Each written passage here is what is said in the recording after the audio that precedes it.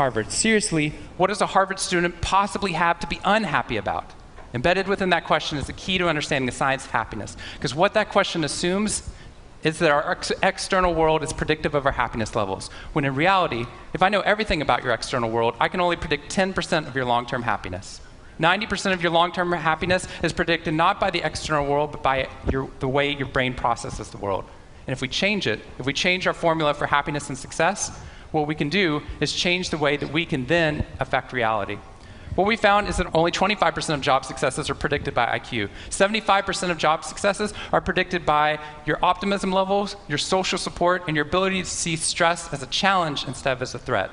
I talked to a boarding school up in New England, probably the most prestigious boarding school, and they said, we already know that. So every year, instead of just teaching our students, we also have a wellness week, and we're so excited. Monday night, we have the world's leading expert coming in to speak about adolescent depression. Tuesday night is school violence and bullying. Wednesday night's eating disorders. Thursday night is illicit drug use. And Friday night, we're trying to decide between risky sex or happiness. I said that's most people's Friday nights.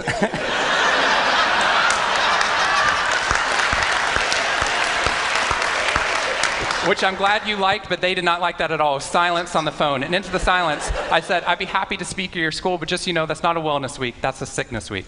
What you've done is you've outlined all the negative things that can happen, but not talked about the positive. The absence of disease is not health. Here's how we get to health. We need to reverse the formula for happiness and success. In the past 3 years, I've traveled to 45 different countries, working with schools and companies in the midst of an economic downturn. And what I found is that most companies and schools follow a formula for success, which is this: if I work harder, I'll be more successful. And if I'm more successful, then I'll be happier. That undergirds most of our parenting styles, our managing styles, the way that we motivate our behavior. And the problem is, it's scientifically broken and backwards for 2 reasons. First, every time your brain has a success, you just change the goalpost of what success looked like. You got good grades, now you have to get better grades. You got into a good school, now you have to get a better school. You got a good job, now you have to get a better job. You hit your sales target, we're going to change your sales target. And if happiness is on the opposite side of success, your brain never gets there. What we've done is we've pushed happiness over the cognitive horizon as a society. And that's because we think we have to be successful, then we'll be happier.